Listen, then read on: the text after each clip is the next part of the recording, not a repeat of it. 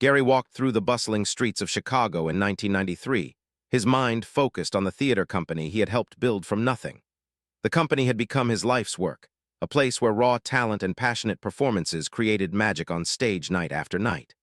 At 38 years old, Gary had carved out a respectable career as an actor and director, though he remained largely unknown outside the theater world. The call from his agent came on a crisp autumn morning. Robert wanted to meet with him about a role in a new film called Gump.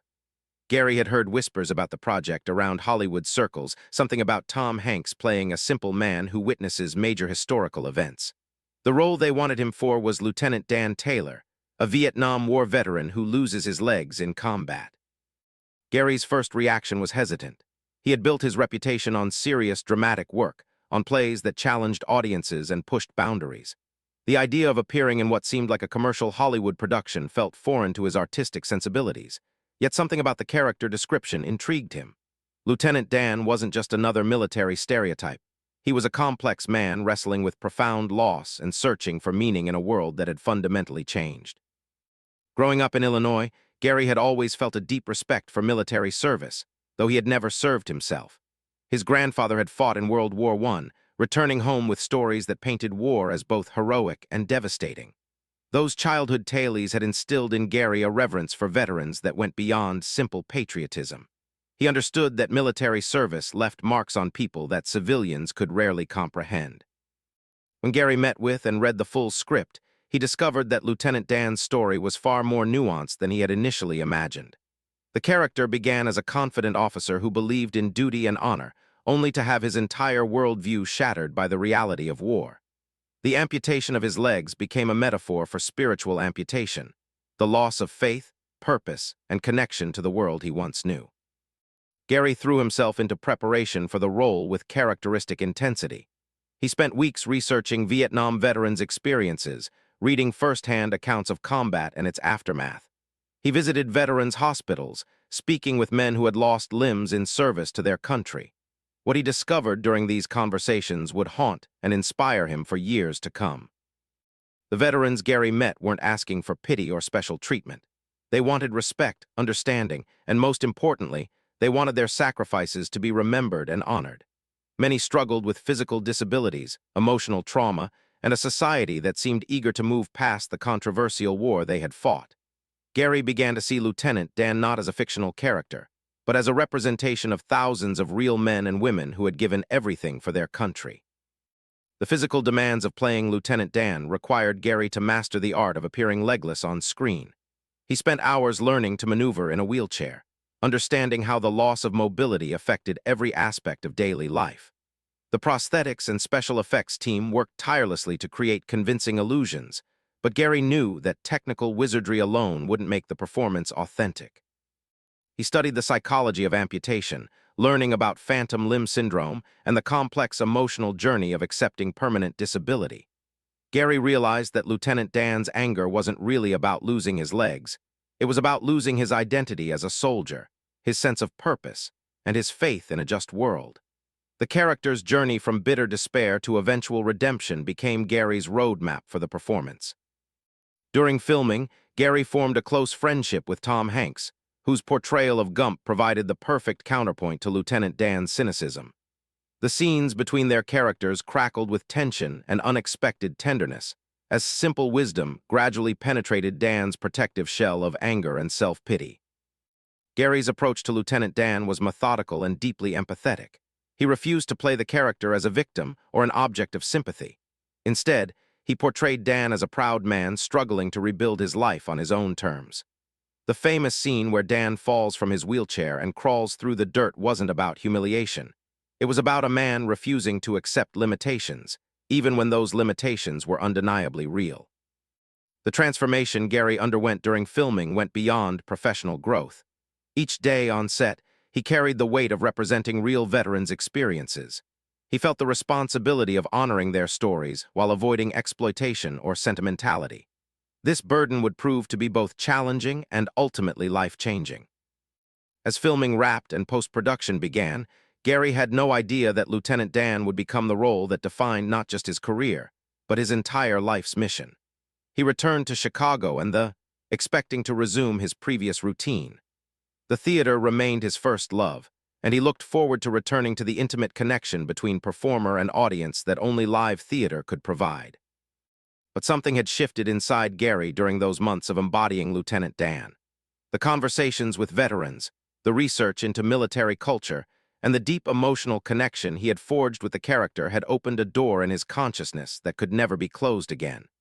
He found himself thinking about the veterans he had met, wondering how they were coping, and feeling a growing sense of obligation to do more than simply portray their stories on screen. When Gump was released in the summer of 1994, Gary watched nervously as audiences and critics responded to the film. Early reviews praised Tom Hanks' performance, but Gary wondered how his own portrayal would be received. Would audiences understand the complexity he had tried to bring to Lieutenant Dan? Would veterans feel that their experiences had been honored or exploited? The answer came in the form of letters and phone calls from veterans across the country. Men and women who had served in Vietnam, Korea, and other conflicts reached out to thank Gary for his portrayal. They didn't praise him for his acting technique or his physical transformation. They thanked him for seeing them as whole human beings rather than broken victims. Lieutenant Dan's journey from despair to hope resonated with veterans who had walked similar paths in their own lives. Gary began to understand that his responsibility to these men and women extended far beyond his performance in a single film. The character of Lieutenant Dan had connected him to a community that needed advocates, supporters, and most importantly, people who would listen to their stories without judgment. The seeds of a lifelong mission were beginning to sprout, though Gary didn't yet realize how completely they would reshape his future. As awards season approached and Gump gained momentum as a serious contender for major honors, Gary found himself in an unfamiliar position. For the first time in his career, he was being recognized not just by theater critics and industry insiders, but by mainstream America. The attention was gratifying, but it also felt like a platform that came with responsibilities he was only beginning to understand.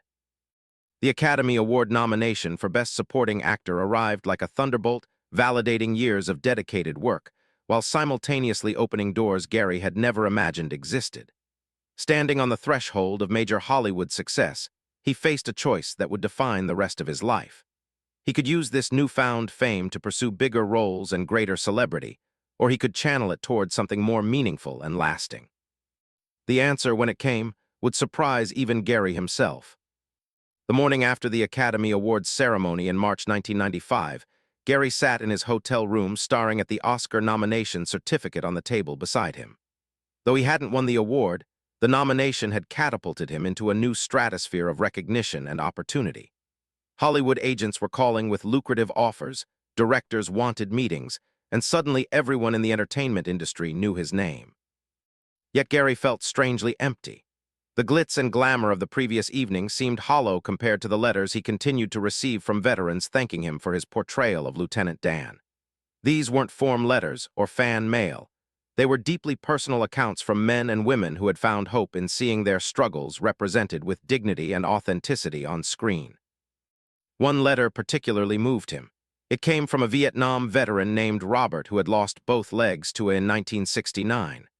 Robert wrote that he had avoided movies about the war for decades because they either glorified combat or portrayed veterans as dangerous and unstable. But Lieutenant Dan was different. Robert saw his own journey in the character, the initial despair, the gradual acceptance, and ultimately the discovery that life could still have meaning even after devastating loss. Gary realized that his connection to the veteran community wasn't something he could simply walk away from now that filming was complete. The role had awakened something profound within him, a sense of purpose that went far beyond entertainment. He began declining some of the high-profile Hollywood offers that came his way, choosing instead to seek out projects that allowed him to explore themes of service, sacrifice, and honor. His next significant role came in the 1996 film, Ransom, followed by appearances in Apollo 13 and other mainstream productions. But even as his acting career flourished, Gary found himself increasingly drawn to activities that had nothing to do with movie-making. He started attending veterans events, not as a celebrity guest, but as someone genuinely interested in learning about military culture and the challenges facing those who had served. It was during one such event that Gary met his first group of active-duty military personnel. A group of soldiers approached him after a screening of Gump at a military base, and their conversation lasted well into the night. They talked about deployment stress, family separation, and the disconnect they often felt between their military service and civilian society's understanding of that service. These soldiers were different from the Vietnam veterans Gary had met during his research for Lieutenant Dan. They were younger, currently serving, and dealing with contemporary military challenges. Yet many of the underlying issues remained the same: the need for recognition, respect, and understanding from the civilian population they served to protect. Gary began to see a pattern emerging. Whether they were Vietnam veterans still dealing with decades-old trauma or young soldiers preparing for deployment, military personnel shared common experiences that most civilians couldn't fully grasp. They understood sacrifice, duty, and the weight of responsibility in ways that Hollywood parties and red carpet events could never match. The turning point came in 1998 when Gary received an invitation to visit Walter Reed Army Medical Center in Washington, D.C. The hospital was treating soldiers wounded in various conflicts and training accidents, and the staff thought a visit from Lieutenant Dan might boost morale. Gary accepted the invitation with some trepidation, unsure what he could offer to men and women facing real-life challenges far more serious than any fictional character. Walking through the hospital wards, Gary encountered soldiers at various stages of recovery from traumatic injuries. Some had lost limbs, others were dealing with brain injuries or severe burns. What struck him most wasn't their physical condition, but their remarkable spirit and determination. These weren't broken people seeking sympathy. They were fighters working to rebuild their lives and return to useful purpose. Gary spent hours talking with patients, learning about their experiences and their hopes for the future. Many told him that seeing Lieutenant Dan's journey from despair to redemption had helped them envision their own recovery. The character had shown them that losing part of their physical capability didn't mean losing their essential humanity or their ability to contribute meaningfully to the world. That visit to Walter Reed changed Gary's perspective fundamentally. He realized that his portrayal of Lieutenant Dan had created a responsibility that extended far beyond the entertainment industry. These real-life warriors had found inspiration in his fictional character, and now they were inspiring him to find ways to give back to their community. Gary began making regular visits to military hospitals, not for publicity or photo opportunities, but to spend genuine time with recovering service members. He listened to their stories, learned about their challenges, and gradually began to understand the gaps in support services available to wounded warriors and their families. The more time Gary spent with military personnel, the more he appreciated the depth of their sacrifice. These weren't just people who had chosen dangerous careers. They were individuals who had volunteered to place their country's needs ahead of their own safety and comfort. Many had served multiple deployments, missing birthdays, anniversaries, and countless family moments to fulfill their duties. Gary also began to understand the unique challenges facing military families.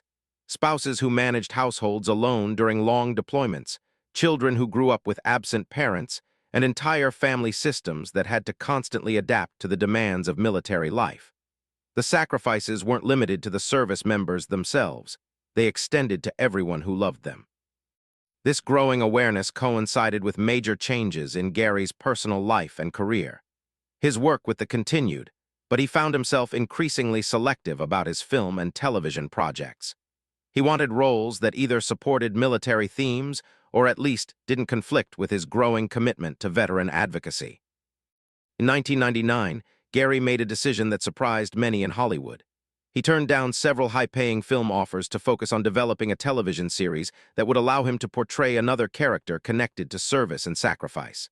CSI: which wouldn't premiere until 2004, would eventually give him a platform as Detective Mac Taylor, a former Marine whose military background informed his approach to law enforcement. But even before CSI: became reality, Gary was using his growing influence to draw attention to veteran issues. He participated in fundraising events for veteran organizations, spoke at military ceremonies, and gradually began to build relationships with key figures in the military and veteran advocacy communities. The transformation wasn't happening overnight, but friends and colleagues began to notice fundamental changes in Gary's priorities and interests.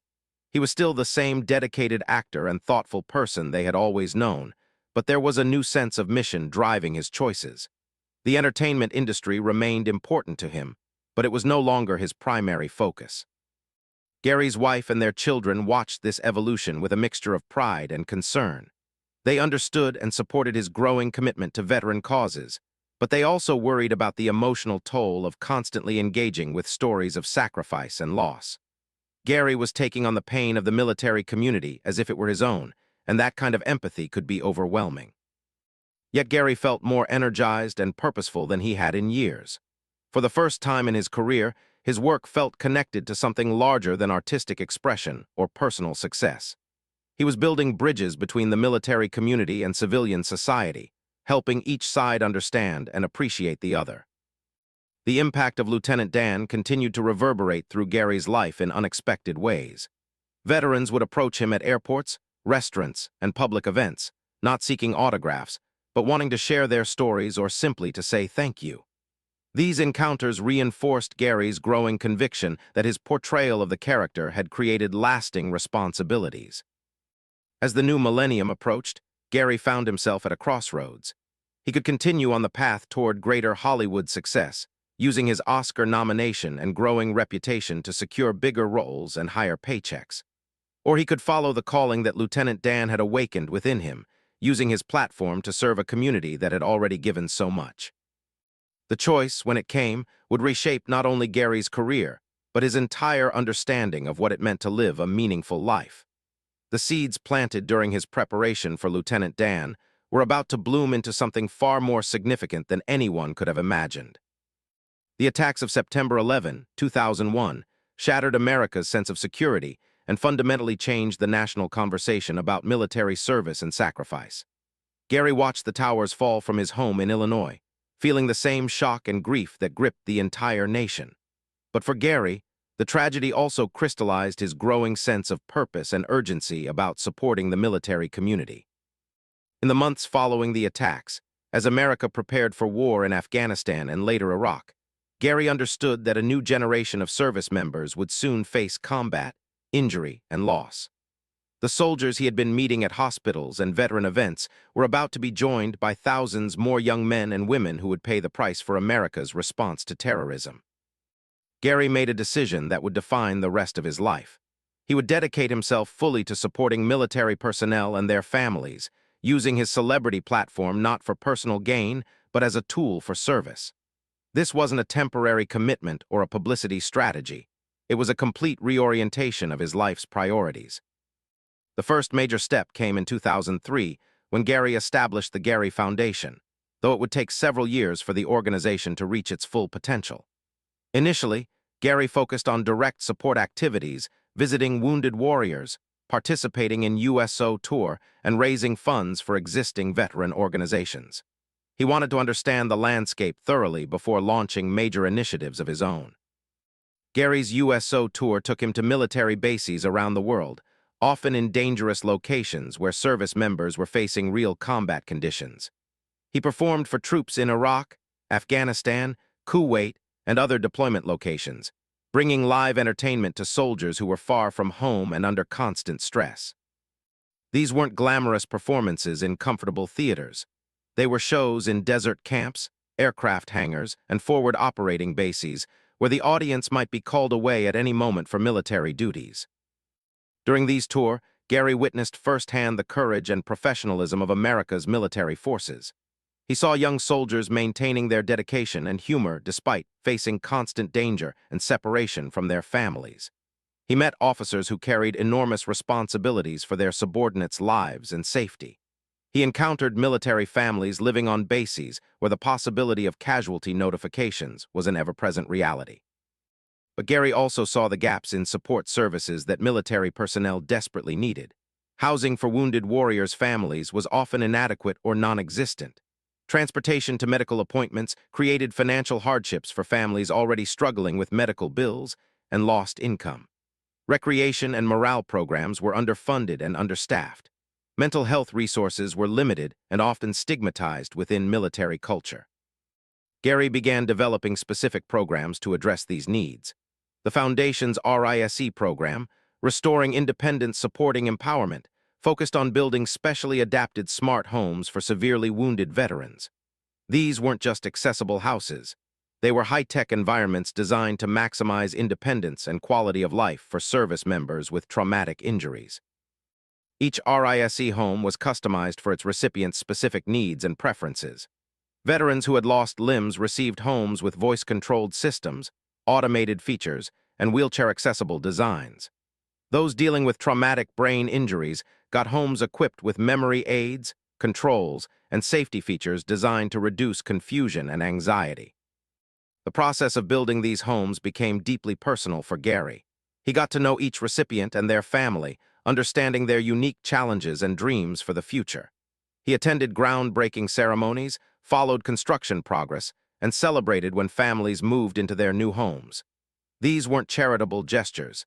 They were relationships built on mutual respect and genuine care. Gary's involvement in each home project was hands-on and extensive.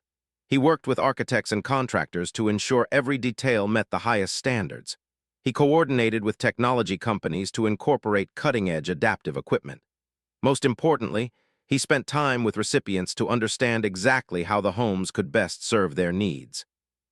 The Foundation's Relief and Outreach Program addressed the immediate needs of military families facing crisis situations.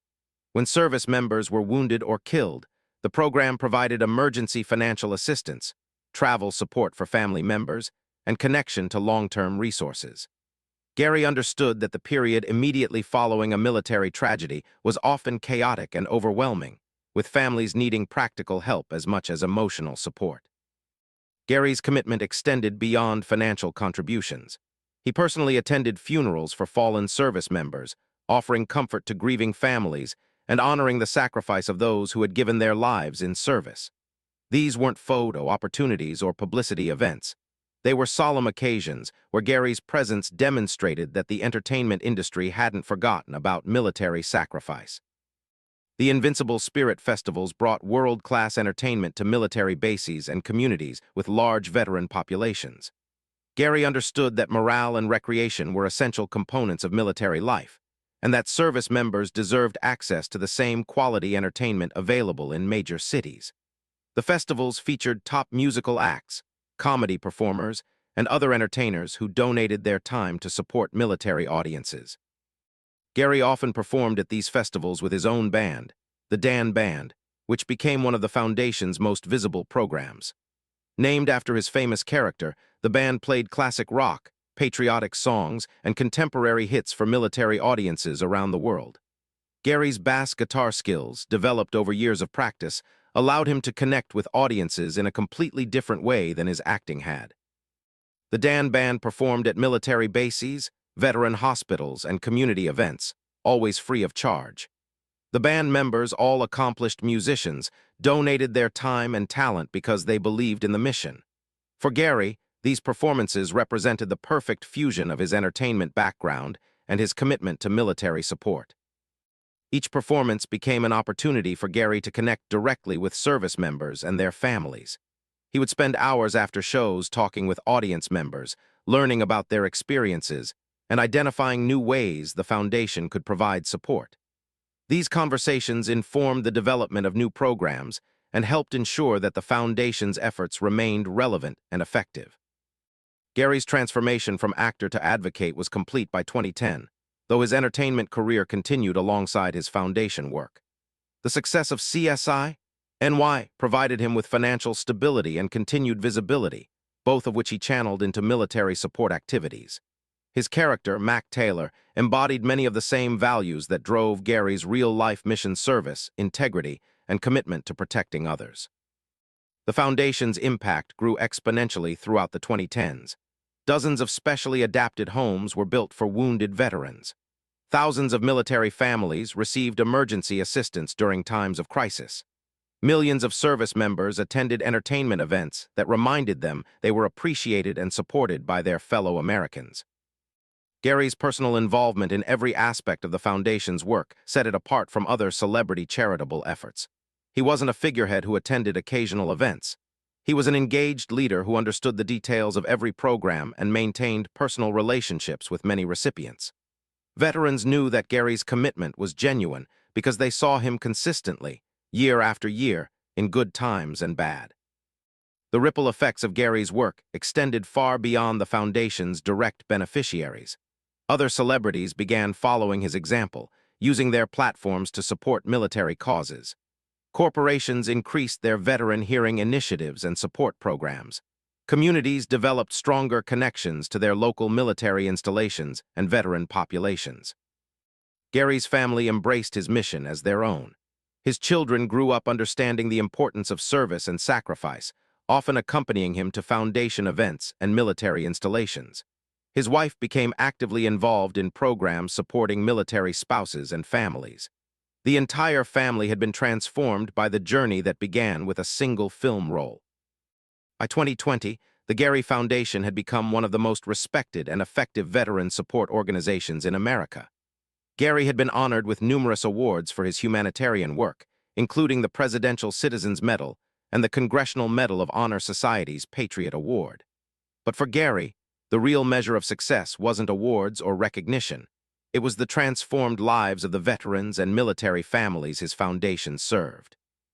Looking back, Gary could trace an unbroken line from his preparation for Lieutenant Dan in 1993 to the massive operation the foundation had become nearly 3 decades later.